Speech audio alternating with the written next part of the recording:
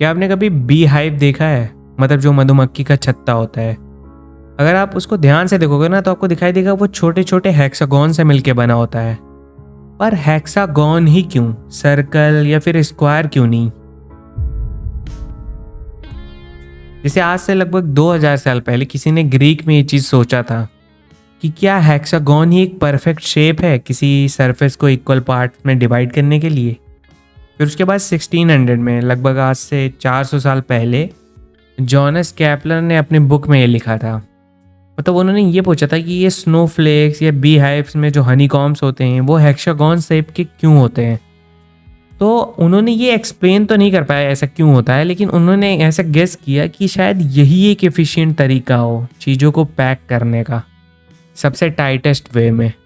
और फिर 1999 में, लगभग अभी से 25 साल पहले, ये थॉमस हेल्स ने इसको प्रूव किया कि हेक्सागोन ही परफेक्ट शेप है किसी भी सरफेस को इफिशिएंटली बनाने के लिए।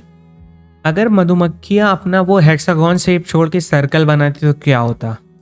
तो क्या कभी आप, जैसे आप ही एक एग्जांपल लेके देख लो कि क्या कभी आप 3 सर्कल को आपस में जोड़ सकते हो कंप्लीटली? उनके बीच में हमेशा एक गैप बच जाएगा।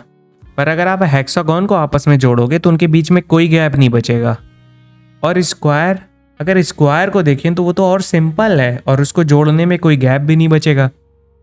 जैसे घर में जो टाइल्स वाइल्स लगती है वो भी तो स्क्वायर शेप में होती है जो इफिशिएंटली जुड़ जाती, कोई गैप नहीं बचता। तो मधुमक्खियाँ स्क्वायर शेप का भी तो वो बीहाइव बना सकती थी, हेक्सागोन ही क्यों? तो अगर इसको एक आसान एग्जाम्पल से समझे तो मान लो कि 2 शेप्स हैं, एक स्क्वायर और एक हेक्सागोन, और दोनों का एरिया सेम है। एरिया मान लो कि 36 सेंटीमीटर स्क्वायर है। अब अगर स्क्वायर का एरिया 36 है तो उसका साइड 6 होगा, और अगर साइड 6 होगा तो पैरीमीटर 24 होगा। पैरीमीटर का मतलब उसकी सभी साइड का सम, मतलब उसकी सभी साइड को जोड़ दो तो 24 आएगा। और हेक्सागोन को ले लो, अगर हेक्सागोन में 36 सेंटीमीटर स्क्वायर का एरिया है तो उसके साइड का लेंथ आएगा लगभग 3.7 सेंटीमीटर। अब उसका 6 साइड होता है तो 6 बार अगर 3.7 को जोड़ोगे तो लगभग 22.33 आएगा। मतलब इसका पैरीमीटर आ रहा है 22.3 और ऊपर आ रहा था स्क्वायर का 24। मतलब कि अगर आपको एक धागे से एक स्क्वायर बनाना है और उसी एरिया का, सेम एरिया का आपको एक हेक्सागोन बनाना है तो उससे कम धागे में बन जाएगा। हेक्सागोन बनाने के लिए बस 22.3 सेंटीमीटर का धागा लगेगा और वही स्क्वायर बनाने के लिए 24 सेंटीमीटर का। पर मधुमक्खियों को इसके बारे में कैसे पता चला, जो कि हमको पता लगाने में लगभग 2000 साल लग गया।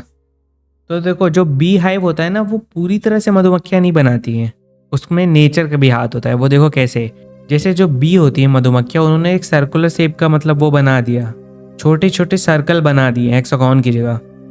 और फिर उसके बाद क्या होता है, वो गर्मी की वजह से वो सर्कल पिघल के हेक्सागोन का शेप ले लेते हैं। मतलब आधा काम मधुमक्खियों ने किया और आधा काम नेचर ने किया। पर ये कोई एक शेप तो है नहीं जो नेचर ऐसा बनाता है। जैसे स्नोफ्लेक्स ले लो, वो भी हेक्सागोन के शेप में होता है। मतलब इन सब चीज़ों को ऑब्जर्व करोगे ना, तुम्हें एक बहुत बड़ी बात पता चलेगी, और वो ये है कि नेचर कहीं ना कहीं ये जानता है। जानने का मतलब कि वो एक मैथमेटिक्स फॉलो कर रहा है चीज़ों को बनाने के लिए। मतलब कि जैसे देखो, अगर आप एक हेक्सागोन शेप नेचर में देखोगे तो आप एकदम चौंक जाओगे कि इसे किसी न किसी ने तो बनाया होगा। अगर आप वो लॉ नहीं जानते होगे जो मैंने ऊपर अभी बताया, एक्सप्लेन किया कि वही सबसे एफिशिएंट शेप होता है। पर अगर आपको ये पता चल जाए कि जो हेक्सागोन नेचर में आप देख रहे हो वो एक मैथमेटिकल रूल्स का रिजल्ट है जिसको नेचर खुद फॉलो कर रहा है, या तो खुद नेचर ही वो है। तो इसी तरह आप अगर कोई लाइफ फॉर्म देखोगे, अर्थ पे जितनी भी लाइफ है, अगर उन सबको भी आप देखोगे ना तो आपको शॉकिंग नहीं लगना चाहिए, क्योंकि क्या पता वो भी एक मैथमेटिक्स का रिजल्ट हो। बस उस मैथमेटिक्स तक अभी तक हम पहुंच ना पाए हो। मतलब जैसे कुछ फिजिसिस्ट हैं जो सोचते हैं कि मैथमेटिक्स बस ब्रेन का इन्वेंशन है, हमारे दिमाग ने मैथमेटिक्स बनाया है, मैथमेटिक्स एक्चुअल में एग्जिस्ट नहीं करता। पर अगर ये सब चीज़ें आप देखोगे ना, ये सारे शेप्स वेप्स, तो आपको पता चलेगा कि सच में मैथमेटिक्स एग्जिस्ट करता है, हमारे दिमाग ने उसको नहीं बनाया है।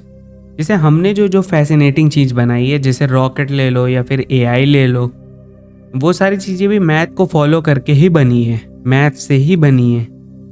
अब देखो, ये इस तरह हो सकता है, जैसे देखो, मतलब जो ये यूनिवर्स है ना, ये पूरी तरह से मैथ बेस्ड है। या तो कोई इसका क्रिएटर है जो कि एक मैथमेटिशियन है, मतलब कहने का मतलब है कि ऐसा हो सकता है कि एक सब एक कंप्यूटर सिमुलेशन हो, और अगर नहीं तो ऐसा हो सकता है कि नेचर खुद ही मैथमेटिक्स हो और हमारा ब्रेन जो इसको समझ रहा है वो खुद इसका एक रिजल्ट है। और अगर आपका इसको लेके कुछ अलग व्यू है ना, तो उसको आप कमेंट बॉक्स में ज़रूर लिखना कि भाई मुझे भी पता चले कि क्या क्या पॉसिबल हो सकता है।